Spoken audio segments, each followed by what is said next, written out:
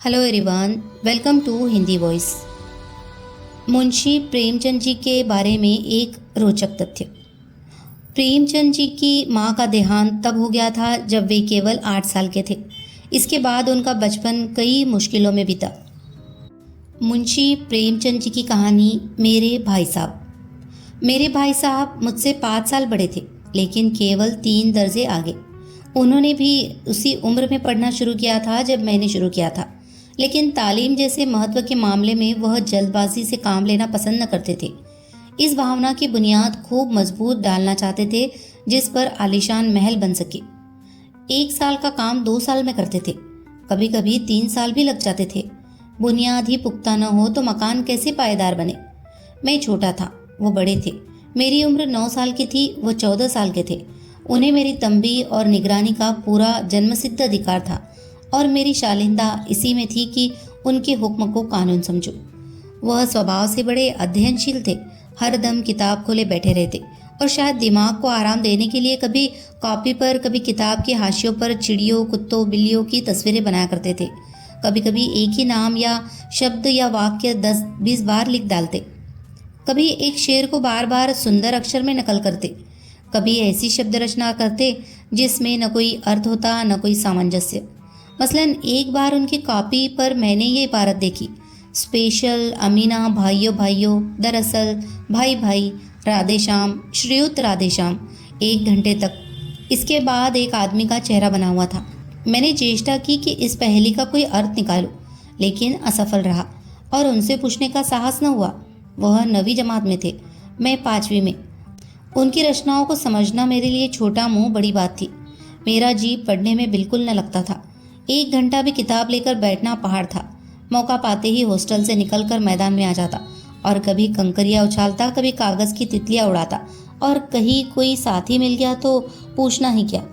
कभी 4 दीवारी पर चढ़कर नीचे कूद रहे हैं, कभी फाटक पर सवार उसे आगे पीछे चलाते हुए मोटर कार का आनंद उठा रहे हैं। लेकिन कमरे में आते ही भाई साहब का रौद्र रूप देखकर प्राण सूख जाते। उनका पहला सवाल होता, कहाँ थे? हमेशा यही सवाल इसी ध्वनि में पूछा जाता था, और इसका जवाब मेरे पास केवल मौन था। न जाने मुंह से ये बात क्यों न निकलती थी कि जरा बाहर खेल रहा था। मेरा मौन कह देता था कि मुझे अपना अपराध स्वीकार है, और भाई साहब के लिए इसके सिवा और कोई इलाज न था कि स्नेह और रोष से मिले हुए शब्दों में मेरा सत्कार करे। इस तरह अंग्रेजी पढ़ोगे तो जिंदगी भर पढ़ते रहोगे और एक हर्फ ना आएगा। अंग्रेजी पढ़ना कोई हंसी खेल नहीं है कि जो चाहे पढ़ ले। नहीं, ऐरा गहरा नत्थु कहरा सभी अंग्रेजी के विद्वान हो जाते। यहाँ रात दिन आंखें फोड़नी पड़ती है और खून जलाना पड़ता है, तब कहीं यह विधा आती है। और आती क्या है, हाँ कहने को आ जाती है। बड़े बड़े विद्वान भी शुद्ध अंग्रेजी नहीं लिख सकते, बोलना तो दूर रहा। और मैं कहता हूँ, तुम कितने गूंगा हो कि मुझे देखकर भी सबक नहीं लेते। मैं कितनी मेहनत करता हूँ, तुम अपनी आंखों देखते हो। अगर नहीं देखते, जो ये तुम्हारी आंखों का कसूर है, तुम्हारी बुद्धि का कसूर है। इतने मेले तमाशे होते हैं, मुझे तुमने कभी देखने जाते देखा है? रोज ही क्रिकेट और हॉकी मैच होते हैं, मैं पास नहीं पटकता, हमेशा पढ़ता रहता हूँ।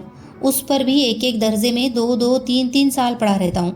और फिर तुम कैसे आशा करते हो कि तुम यो खेल कूद में वक्त गवाकर पास हो जाओगे? मुझे तो 2 ही 3 साल लगते हैं, तुम उम्र भर इसी दर्जे में पड़े सड़ते रहोगे। अगर तुम्हें इस तरह उम्र गंवानी है तो बेहतर है घर चले जाओ और मज़े से गुल्ली डंडा खेलो। दादा की गाड़ी कमाई के रुपयों को क्यों बर्बाद करते हो? मैं यह लताड़ सुनकर आंसू बहाने लगता। जवाब ही क्या था? अपराध तो मैंने किया, लताड़ कौन सा है? भाई साहब उपदेश की कला में निपुण थे। ऐसी ऐसी लगती बातें कहते, ऐसे ऐसे सुक्ति बाण चलाते कि मेरे जिगर के टुकड़े टुकड़े हो जाते और हिम्मत छूट जाती। इस तरह जान तोड़कर मेहनत करने की शक्ति मैं अपने में न पाता था, और उस निराशा में जरा देर के लिए मैं सोचने लगता, क्यों न घर चला जाऊं? जो काम मेरे बूते के बाहर है उसमें हाथ डालकर क्यों अपनी ज़िंदगी खराब करूं? मुझे अपना मूर्ख रहना मंजूर था, लेकिन उतनी मेहनत, मुझे तो चक्कर आ जाता था। लेकिन घंटे 2 घंटे बाद निराशा के बादल फट जाते, और मैं इरादा करता कि आगे से खूब जी लगा कर पढ़ूंगा। चटपट एक टाइम टेबल बना डालता, बिना पहले से नक्शा बनाए, बिना कोई स्कीम तैयार किए काम कैसे शुरू करूं। टाइम टेबल में खेल कूद की मत बिल्कुल उड़ जाती। प्रातःकाल उठना, 6 बजे मुंह हाथ धो नाश्ता कर पढ़ने बैठ जाना, 6 से 8 तक अंग्रेजी, 8 से 9 तक हिसाब, 9 से 9:30 तक इतिहास, फिर भोजन और स्कूल। 3:30 बजे से वापस होकर आधा घंटा आराम। 4 से 5 तक भूगोल, 5 से 6 तक ग्रामर, आधा घंटा हॉस्टल के सामने टहलना। 6:30 से 7 तक अंग्रेजी कंपोजिशन, फिर भोजन करके 8 से 9 तक अनुवाद, 9 से 10 तक हिंदी, 10 से 11 तक विविध विषय, फिर विश्राम। मगर टाइम टेबल बना लेना एक बात है, उस पर अमल करना दूसरी बात। पहले ही दिन से उसकी अवहेलना शुरू हो जाती। मैदान की वह सुखद हरियाली, हवा के वह हल्के हल्के झोंके, फुटबॉल की उछल कूद, कबड्डी के वह दाव घात, वॉलीबॉल की वह तेज और फुर्ती मुझे अज्ञात और अनिवार्य रूप से खींच ले जाती और वहां जाते ही मैं सब कुछ भूल जाता। वह जानलेवा टाइम टेबल, वह आंखें फोड़ पुस्तकें किसी की याद न रहती और फिर भाई साहब को नसीहत और फजीहत का अवसर मिल जाता। मैं उनके साय से भागता, उनकी आंखों से दूर रहने की चेष्टा करता। कमरे में इस तरह दबे पाव आता कि उन्हें खबर न हो। उनकी नज़र मेरी ओर उठी और मेरे प्राण निकले। हमेशा सिर पर एक नंगी तलवार सी लटकती मालूम होती। फिर भी जैसे मौत और विपत्ति के बीच में भी आदमी मोह और माया के बंधन में जकड़ा रहता है, मैं फटकार और घुड़कियाँ खाकर भी खेल कूद का तिरस्कार न कर सकता। सालाना इम्तिहान हुआ। भाई साहब फेल हो गए और मैं पास हो गया और दर्जे में प्रथम आया। मेरे और उनके बीच केवल 2 साल का अंतर रह गया। जी मैं आया भाई साहब को आड़े हाथों लूं। आपकी वह घोर तपस्या कहाँ गई? मुझे देखिए, मज़े से खेलता भी रहा और दर्जे में अव्वल भी हूँ, लेकिन वह इतने दुखी और उदास थे कि मुझे उनसे दिली हमदर्दी हुई और उनके घाव पर नमक छिड़कने का विचार ही लज्जास्पद जान पड़ा। हाँ, अब मुझे अपने ऊपर कुछ अभिमान हुआ और आत्मसम्मान भी बढ़ा। भाई साहब का वह रोब मुझ पर न रहा। आज़ादी से खेल कूद में शरीक होने लगा। दिल मजबूत था। अगर उन्होंने मेरी फजीहत की तो साफ कह दूंगा, आपने अपना खून जलाकर कौन सा तीर मार लिया? मैं तो खेलते कूदते दर्जे में अव्वल आ गया। जबान से यह हेकड़ी जताने का साहस न होने पर भी मेरे रंग ढंग से साफ जाहिर होता था कि भाई साहब का वह आतंक अब मुझ पर नहीं है। भाई साहब ने इसे भाप लिया। उनकी सहज बुद्धि बड़ी तीव्र थी और एक दिन जब मैं भोर का सारा समय गुल्ली डंडे की भेंट करके ठीक भोजन के समय लौटा तो भाई साहब ने मानो तलवार खींच ली और मुझ पर टूट पड़े। देखता हूँ इस साल पास हो गए और दर्जे में अव्वल आ गए तो तुम्हें दिमाग हो गया है, मगर भाईजान घमंड तो बड़े बड़े का नहीं रहा। तुम्हारी क्या हस्ती है? इतिहास में रावण का हाल तो पढ़ा ही होगा। उसके चरित्र से तुमने कौन सा उपदेश लिया, या यो ही पढ़ गए? महज इम्तिहान पास कर लेना कोई चीज़ नहीं, असल चीज़ है बुद्धि का विकास। जो कुछ पढ़ो उसका अभिप्राय समझो। रावण भूमंडल का स्वामी था। ऐसे राजाओं को चक्रवर्ती कहते हैं। आजकल अंग्रेजों के राज्य का विस्तार बहुत बड़ा हुआ है, पर इन्हें चक्रवर्ती नहीं कह सकते। संसार में अनेकों राष्ट्र अंग्रेजों का आधिपत्य स्वीकार नहीं करते, बिल्कुल स्वाधीन है। रावण चक्रवर्ती राजा था। संसार के सभी महीप उसे कर देते थे। बड़े बड़े देवता उसकी गुलामी करते थे। आग और पानी के देवता भी उसके दास थे। मगर उसका अंत क्या हुआ? घमंड ने उसका नाम निशान तक मिटा दिया। कोई उसे एक चिल्लू पानी देने वाला भी न बचा। आदमी जो कुकर्म चाहे करे, पर अभिमान न करे। इतराए नहीं, अभिमान किया और दीन दुनिया से गया। शैतान का हाल भी पढ़ा ही होगा। उसे यह अभिमान हुआ था कि ईश्वर का उससे बढ़कर सच्चा भक्त कोई है ही नहीं। अंत में यह हुआ कि स्वर्ग से नरक में ढकेल दिया गया। शाह रूम ने भी एक बार अहंकार किया था, भीख मांग मांग कर मर गया। तुमने तो अभी केवल एक दर्जा पास किया है और अभी से तुम्हारा सिर फिर गया। तब तो तुम आगे बढ़ चुके। ये समझ लो कि तुम अपनी मेहनत से नहीं पास हुए। अंधे के हाथ बटेर लग गई, मगर बटेर केवल एक बार हाथ लग सकती है, बार बार नहीं। कभी कभी गुल्ली डंडे में भी अंधा चोट निशाना पड़ जाता है, उससे कोई सफल खिलाड़ी नहीं हो जाता। सफल खिलाड़ी वह है जिसका कोई निशाना खाली न जाए। मेरे फेल होने पर मत जाओ। मेरे दर्जे में आओगे तो दांतों पसीना आ जाएगा। जब अलजबरा और ज्योमेट्री के लोहे के चने चबाने पड़ेंगे और इंग्लिस्तान का इतिहास पढ़ना पड़ेगा। बादशाहों के नाम याद रखना आसान नहीं। 8 हेनरी ही गुजरे हैं। कौन सा कांड किस हेनरी के समय हुआ, क्या ये याद कर लेना आसान समझते हो? हेनरी 7वें की जगह हेनरी 8वां लिखा और सब नंबर गायब, सफा चट। सीफर भी न मिलेगा। सीफर भी हो किस ख्याल में? दर्जनों तो जेम्स हुए हैं, दर्जनों विलियम, कोडियो, चार्ल्स। दिमाग चक्कर खाने लगता है, आंधी रोग हो जाता है। अभागों को नाम भी न जुड़ते थे।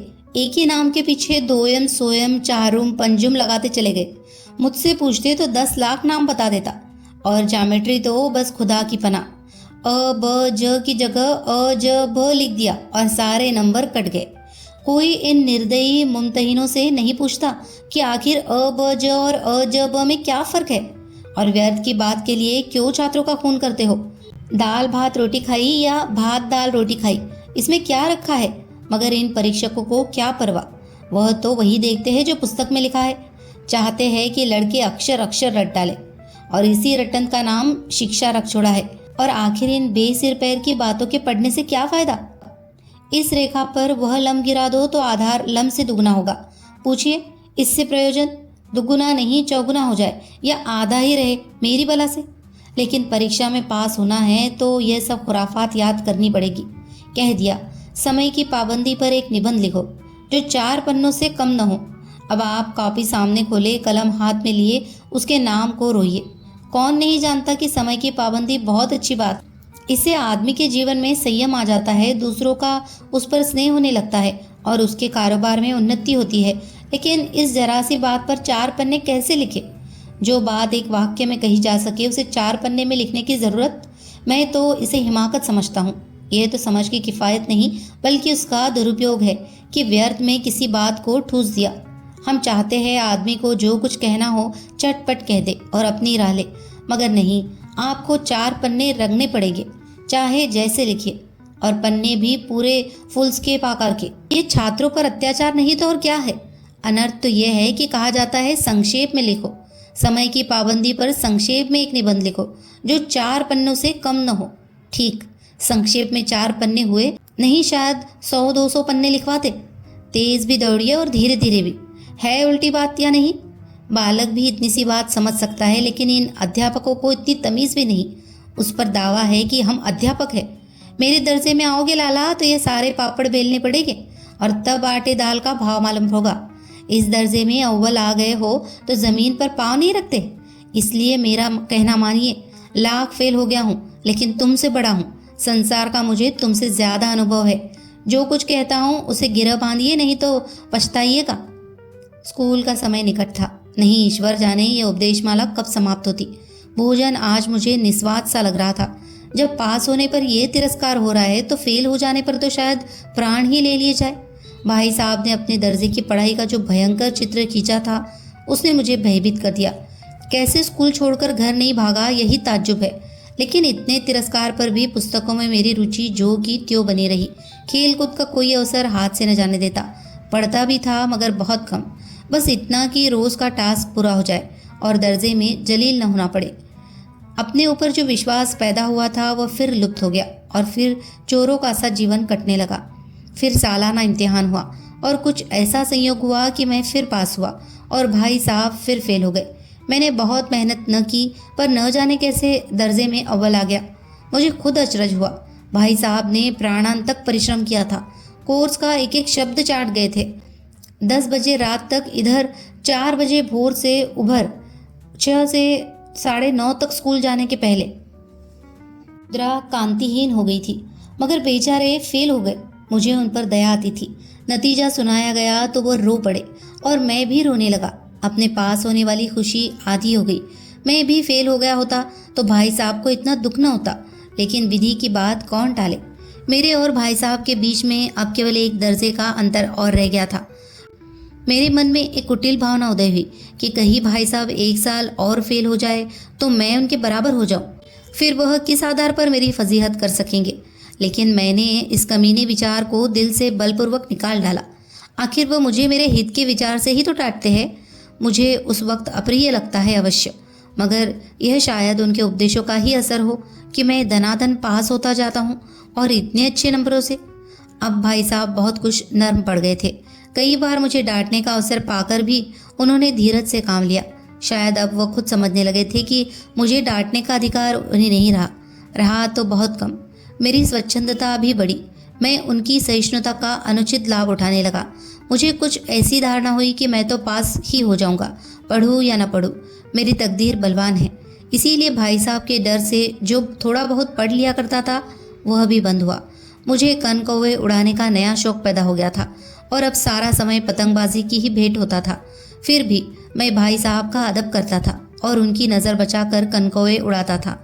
मांझा देना, कन्ने बांधना, पतंग टूर्नामेंट की तैयारियां आदि समस्याएं अब गुप्त रूप से हल की जाती थी। भाई साहब को यह संदेह न करने देना चाहता था कि उनका सम्मान और लिहाज मेरी नज़रों से कम हो गया है। भाई साहब को यह संदेह न करने देना चाहता था कि उनका सम्मान और लिहाज मेरी नज़रों से कम हो गया है। एक दिन संध्या समय हॉस्टल से दूर मैं एक कनकौवा लूटने बेतहाशा दौड़ा जा रहा था। आंखें आसमान की ओर थी और मन उस आकाशगामी पथिक की ओर जो मंद गति से झूमता पतन की ओर चला जा रहा था। मानो कोई आत्मा स्वर्ग से निकलकर विरक्त मन से नए संसार ग्रहण करने जा रही हो। बालकों की एक पूरी सेना लग गई और झाड़दार बांस के लिए उनका स्वागत करने को दौड़ी आ रही थी। किसी को अपने आगे पीछे की खबर न थी। सभी मानो उस पतंग के साथ ही आकाश में उड़ रहे थे जहाँ सब कुछ समतल है, न मोटर कारें हैं, न ट्राम, न गाड़ियाँ।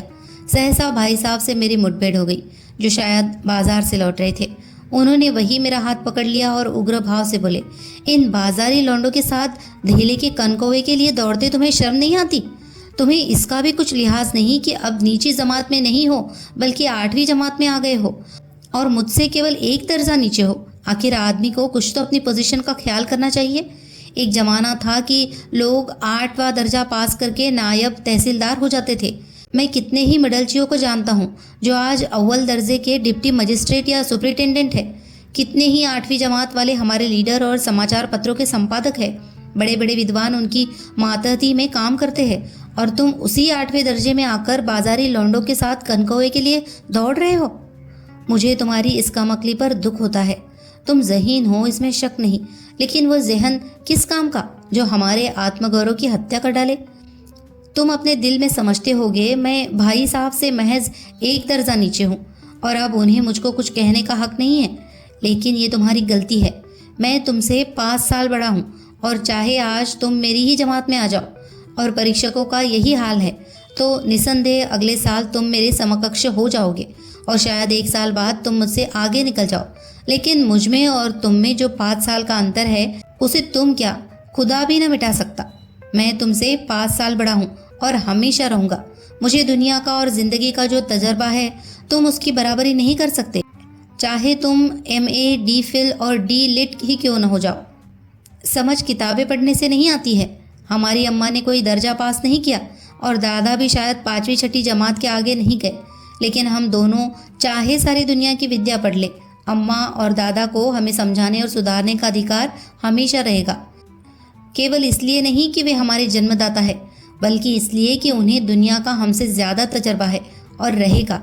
अमेरिका में किस तरह की राज्य व्यवस्था है और 8वें इंद्री ने कितने विवाह किए और आकाश में कितने नक्षत्र है, यह बातें चाहे उन्हें न मालूम हो, लेकिन हजारों ऐसी बातें हैं जिनका ज्ञान उन्हें हमसे और तुमसे ज़्यादा है। दैव न करे आज मैं बीमार हो जाऊँ तो तुम्हारे हाथ पांव फूल जाएंगे। दादा को तार देने के सिवा तुम्हें और कुछ न सूझेगा, लेकिन तुम्हारी जगह पर दादा हो तो किसी को तार न दे, न घबराए, न बदहवास हो। पहले खुद मर्ज पहचान कर इलाज करेंगे, उसमें सफल न हुए तो किसी डॉक्टर को बुलाएंगे।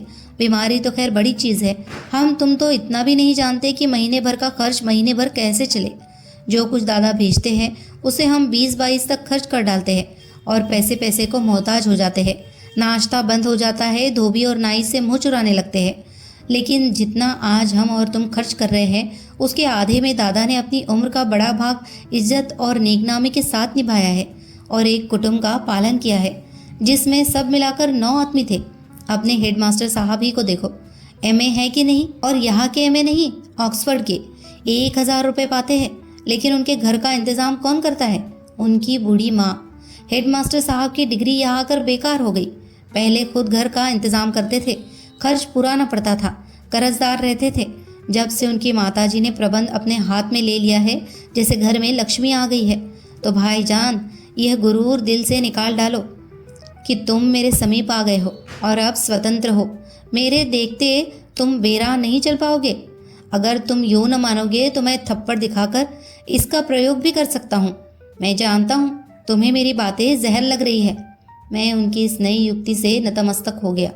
मुझे आज सचमुच अपनी लघुता का अनुभव हुआ और भाई साहब के प्रति मेरे मन में श्रद्धा उत्पन्न हुई।